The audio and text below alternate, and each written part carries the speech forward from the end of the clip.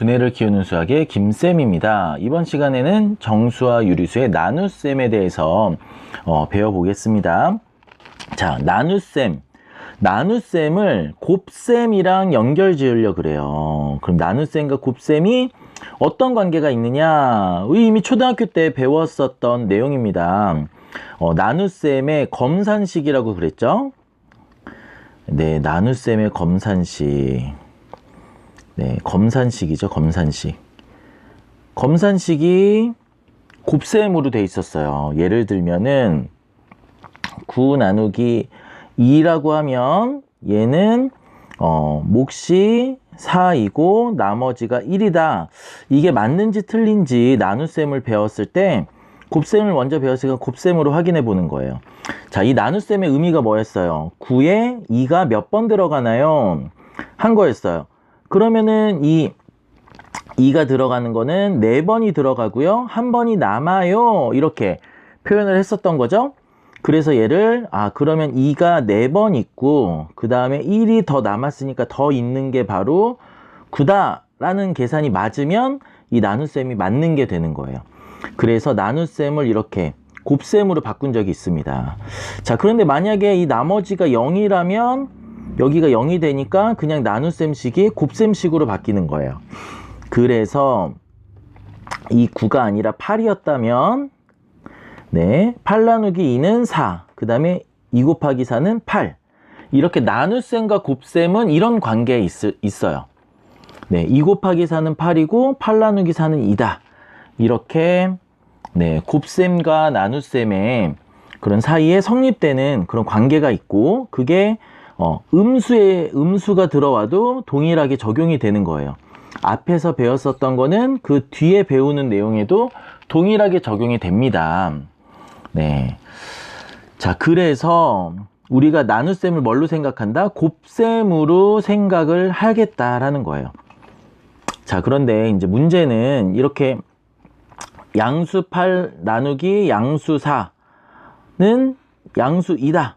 이렇게 나눗셈식을 이렇게 곱셈식으로 바꾸면 이 양수 2 몫으로 나오는 부분이 이렇게 앞으로 들어가잖아요.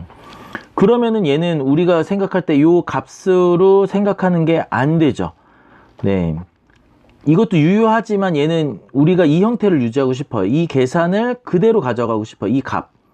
이 값과 이 값은 다르잖아요. 그래서 모양이 같은데 값은 같은데 모양만 바꾼 내용은 아니에요.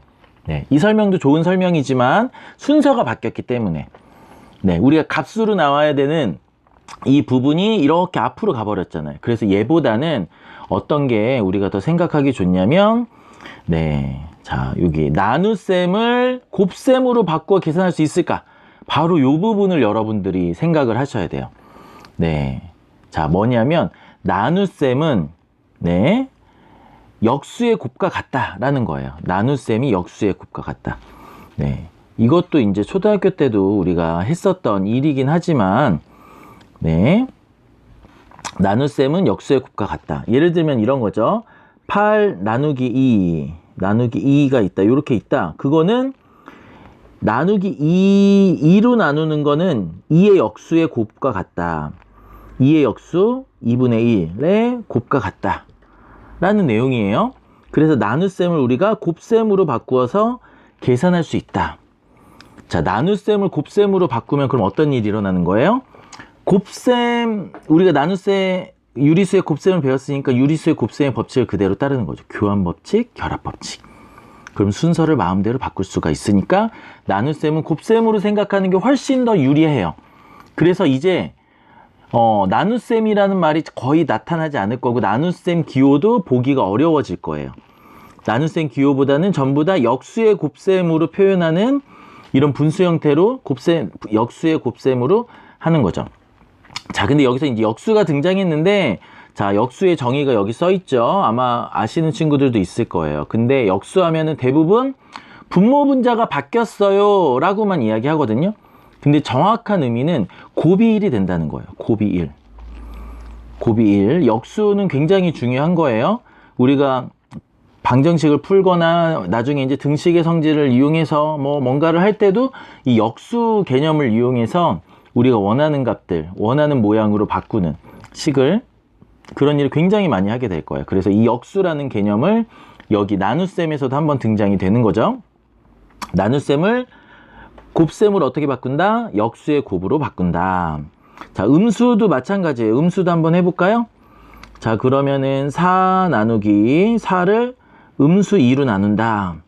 이거는 음수 2로 계속 몇 번을 빼야 되느냐, 몇 번을 뺄 수 있느냐 라고 물어본 거예요. 그러면은 몇 번을 뺄 수 있죠? 음수 2를 빼면은 양수를 더하는 게 되잖아요. 그러니까 사라지지 않아요. 그래서 어떻게 해야 돼요? 음수를 오히려 더해야 돼요. 그렇죠? 그러니까 반대로 해야 되는 거죠. 그래서 마이너스 2번. 마이너스 2번이라는 거는 원래는 빼는 건데 2번을 빼어가 아니라 마이너스 2번을 빼어. 마이너스 2번을 빼어는 2번을 더해요가 되는 거. 반대니까. 그래서 음수는 반대다라는, 음수는 반대다. 음수 부호는 반대를 말하는 거예요. 반대. 빼는 거의 반대는 더하는 거고, 더하는 거의 반대는 빼는 거.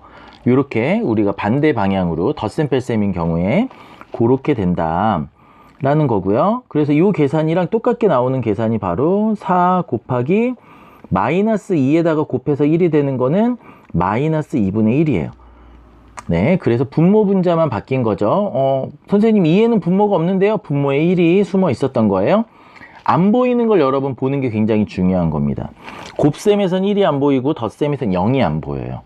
이 안 보이는 수를 여러분들이 잘 보는 사람이 실력이 굉장히 높아진다 라고 생각해 주시면 좋을 것 같아요. 그래서 나눗셈을 곱셈으로 바꾸는 방법, 네, 역수의 곱으로 한다. 그러면은 나눗셈도 곱셈과 똑같아지는 거예요. 근데 역수의 특징은 곱해서 1이 되는 거기 때문에 부호가 바뀌지가 않아요. 네, 분모 분자만 바뀌거든요. 네. 그래서 지금 나눗셈의 결과를 보면 부호가 같은 두 수를 나눌 때랑 부호가 다른 두 수를 나눌 때로 두 가지로 나눴어요.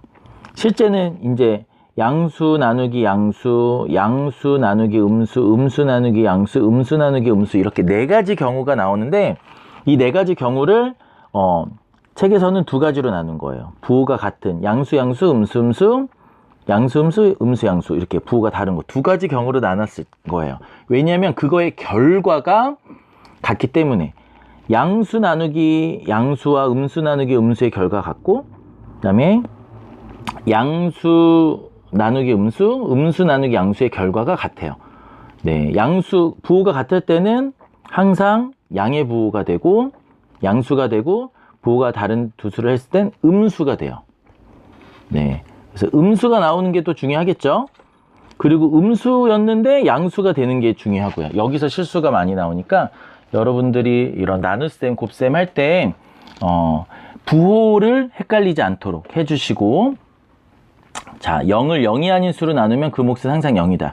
네, 0에 대한 이야기 나왔고요. 그리고 또 0으로는 나눌 수가 없다. 또 같이 가져가시면 좋아요. 0으로 나눌 수는 없죠. 0개를 아무리 빼봤자 그 수가 사라지지 않으니까 0으로는 나눌 수가 없어요. 나눌 수 없다. 나눌 수 없으니까 분수에서 분모에도 0이 될 수가 없다.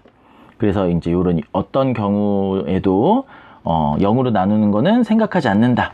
그럴 수 없다라는 것까지 정리해 주시면 좋겠습니다. 나눗셈은 역수의 곱으로 바꿔서 곱셈으로 생각한다. 곱셈이 되면 교환법칙, 결합법칙 다 사용해서 순서를 바꿀 수 있으니까 우리가 훨씬 더 선택적으로 계산을 할 수가 있다라는 내용까지 꼭 정리해 주시기 바랍니다.